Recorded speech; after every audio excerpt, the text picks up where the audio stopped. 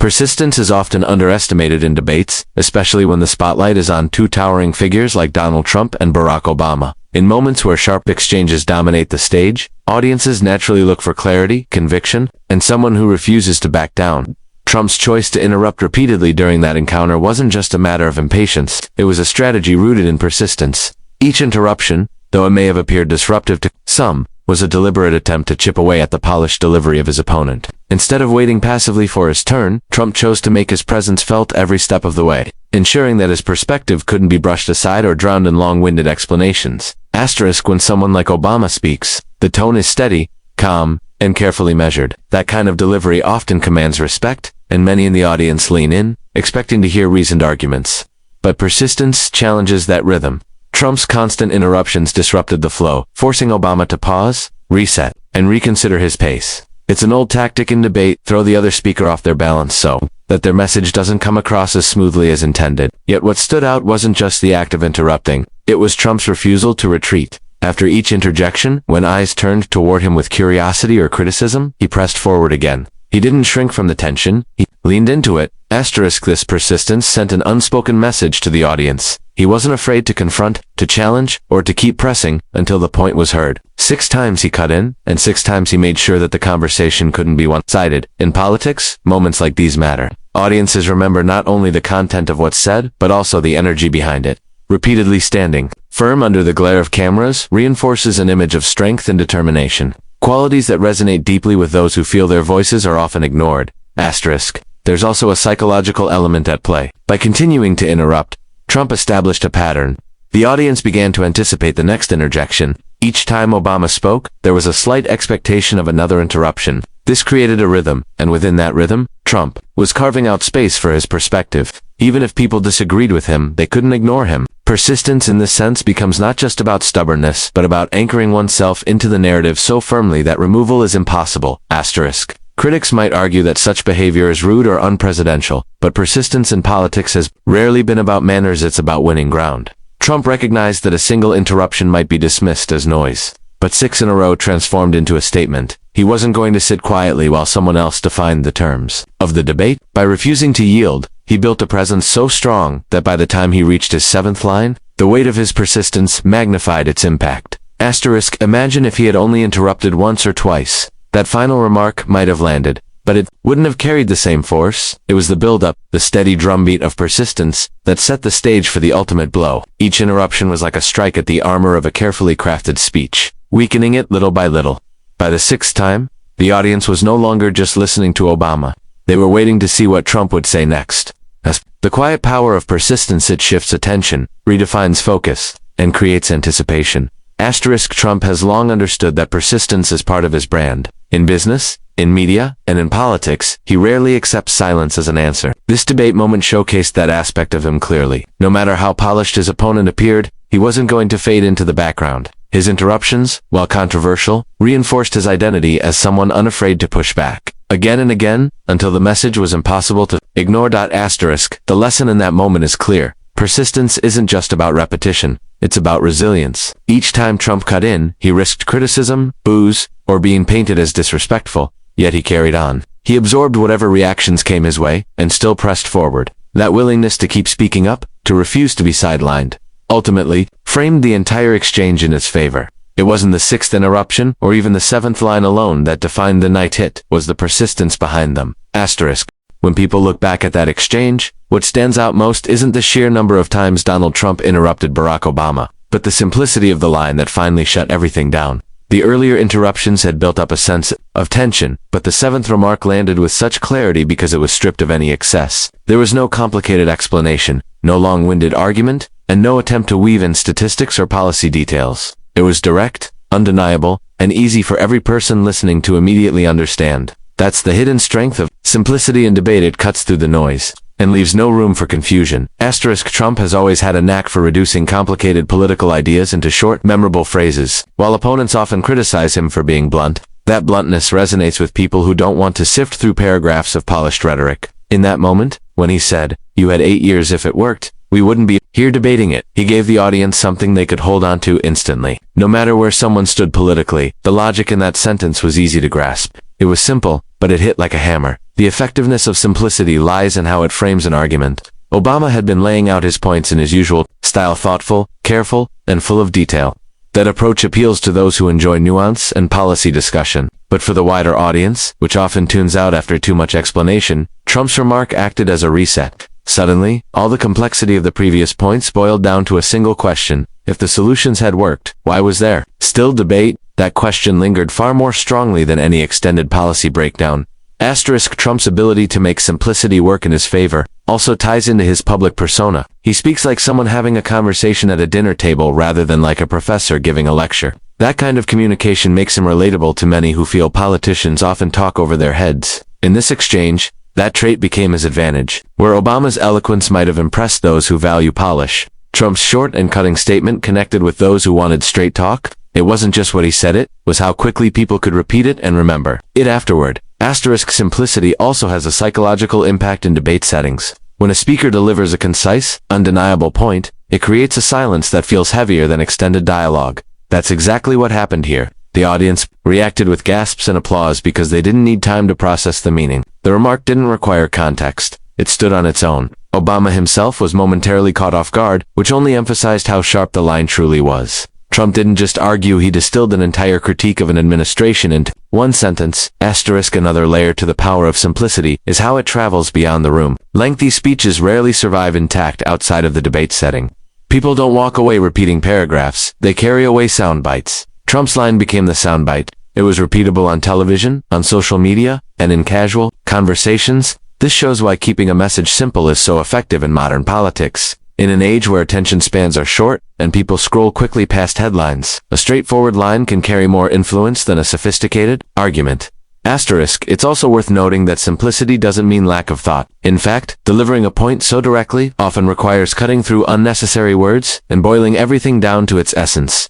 Trump knew that audiences wouldn't remember all 6 interruptions in detail, but he ensured they would remember the final one. That decision reflects not just instinct but a clear understanding of how people process information. A debate is not about who speaks the most, it's about who speaks in a way that leaves a lasting impression. By choosing a line that anyone could understand regardless of political knowledge, Trump leveled the playing field. He spoke to the entire audience, not just policy experts or politically engaged viewers. That inclusivity is part of why the remark felt so devastating in the moment. Everyone could nod along, whether they were deeply invested in the issues or only casually watching. It was simple enough to resonate universally. And that's where its true power lay. Trump's 7th remark proved that in politics, as in life, less can truly be more. Simplicity doesn't weaken an argument, it sharpens it. Where 6 interruptions created a build-up, the final line cut through everything else like a blade. It showed that sometimes the most powerful way to win a point is not through volume or detail, but through a single, well-placed sentence that can't be ignored. Timing in debates is everything, and Donald Trump demonstrated that clearly during his exchange with Barack Obama, while many remember the interruptions themselves. What gave his 7th remark so much force was the timing of when and how he delivered it. An argument, no matter how sharp or clever, can fall flat if it comes too early or too late. But when it is delivered at just the right moment, it has the power to end an entire conversation. Trump's sense of timing turned what could have been just another interjection into the defining line of the night. From the very beginning, Trump's interruptions created a pattern. 6 times, he cut into Obama's flow, and 6 times the audience felt the mounting tension. At first, some saw it as aggressive, maybe even unnecessary, but with each interruption, the anticipation built. Timing isn't only about speaking, it's about creating expectation. By the time Trump reached his 7th interjection, the audience was no longer surprised that he spoke up. They were waiting to see what he would say next. That anticipation made his final line land with even greater weight. Trump's decision to hold back his sharpest point until the very end of the exchange was critical. If he had delivered it earlier, it might have been brushed aside or absorbed into the box, but by letting Obama speak at length, challenging him consistently, and then waiting until the moment Obama tried to close, Trump ensured his remark would feel like the final word. Timing allowed him to seize control of the conversation, not by volume, but by knowing exactly when to strike. This ability to measure the moment is something Trump has often displayed in public settings. He understands the rhythm of a room and the way people's attention shifts. In this debate-like scenario, he sensed that Obama had built up his argument and was preparing to end on a strong note. Rather than let him finish smoothly, Trump cut in at precisely the point when people expected closure. That interruption carried more force because it broke through at a moment of calm. catching both Obama and the audience off guard. The timing turned an ordinary remark into a disruption that silenced the room. Asterisk, another aspect of timing in Trump's favor was the buildup of contrast. Obama's style is deliberate and steady, which can make listeners feel settled, almost lulled, into a comfortable rhythm. Trump disrupted that rhythm again and again, but instead of exhausting the audience, he used those interruptions as stepping stones toward the line he had been saving. The timing here worked like a story, unfolding tension rising with each interruption, and then release with the final statement. Audiences respond to that kind of narrative flow, even if they don't consciously realize it. Asterisk, the timing of his line also worked because of its brevity. Long statements can lose momentum if delivered too late, but a short, cutting remark fits perfectly in the small space between one person finishing and another trying to move forward. Trump waited until Obama thought he had reached the end of his point, then slipped in a line that was impossible to ignore. He didn't drag it out. He didn't bury it in details. The timing, matched with the simplicity of the line, made it feel decisive. Asterisk, it's worth noting, too, that timing isn't just about when you speak, it's also about when you stop. After delivering that remark, Trump didn't pile on with more interruptions. He let the silence that followed do the work. That choice amplified the impact. Audiences often remember the last thing said before a pause, and in this case, that memory belonged entirely to Trump. He had controlled not only the words but also the rhythm of the exchange. Asterisk, what made this moment even more effective is how timing shaped perception. Viewers saw a confident figure who knew when to push and when to deliver the knockout blow. The patience to hold on to a point until just the right moment showed discipline, even if the interruptions seemed aggressive. On the surface, timing allowed Trump to transform persistence into strategy and simplicity into impact. Without that sense of when to speak, the line wouldn't have carried the same authority. Asterisk, in politics, timing separates forgettable remarks from memorable ones. Many lines are clever, many are sharp, but only those delivered at the right instant are remembered years later. Trump's seventh interjection stands out because it came exactly when it needed to, not rushed, not delayed, but perfectly aligned with the audience's attention. His ability to sense that moment and use it turned the exchange into something far greater than a debate interruption. It became a demonstration of how timing, more than volume or length, can decide who leaves the stronger impression. Asterisk. When people look back at moments of political debate, they rarely remember the full conversations. What sticks are the lines that carry weight, the ones that can be quoted and repeated long after the event is over. That is why debates are not battles of endurance but contests of impact. Donald Trump understood this dynamic during his exchange with Barack Obama, while Obama spoke with his usual detail in Polish. Trump relied on a single sentence to overshadow everything that had been said before. His strategy showed clearly that winning isn't about speaking the longest. It's about saying something that resonates so strongly it cannot be forgotten. Asterisk, throughout the exchange, Obama spoke with his characteristic composure, laying out policy ideas and defending his record. To supporters of that style, it came across as professional and articulate. But for many in the audience, the longer he spoke, the harder it became to hold on to the core message. Length and detail have their place, but in a heated debate, audiences often lose track of complex arguments. Trump's interruptions served as reminders that speeches, no matter how polished, can be disrupted if someone knows how to shift attention with just a few words. Asterisk, by the time he delivered his seventh line, Trump had already shown persistence and sharp timing. Yet what made that line truly decisive was its impact. You had 8 years. If it worked, we wouldn't be here debating it. That single sentence did what several minutes of argument could not. It cut through the layers of explanation and reframed the entire discussion in a way that was easy to understand. In that moment, Trump didn't need to argue policy point by point. He relied on the power of impact, not length. Asterisk, the strength of this approach lies in how audiences process information. People don't replay full debates in their heads. They remember the turning points. A debate is like a story, and every story has a moment that defines it. Trump created that moment with one sentence. The reason it worked is because it was short, powerful, and left no room for ambiguity. The audience didn't have to analyze it. They didn't need background knowledge. They simply heard it, recognized its force, and reacted immediately. Asterisk, this shows something fundamental about Trump's communication style. He understands how people listen. Not everyone in a debate audience is deeply invested in policy. Many are everyday viewers who want clear answers and memorable takeaways. Trump speaks to that group directly. His line wasn't crafted for analysts or commentators. It was aimed at ordinary people who wanted to hear something that made sense without explanation. That approach gave him the advantage in that moment, because while Obama relied on the length of his speech, Trump focused on the weight of his remark. Asterisk, it also highlights a broader truth about public speaking. Audiences tend to equate brevity with confidence. When someone speaks at length, it can feel like they are working hard to persuade. But when someone delivers a short, direct statement and leaves it there, it carries an air of certainty. Trump's remark had that quality. It didn't sound like an argument, it sounded like a conclusion. That distinction matters, because in debates, conclusions often outshine explanations.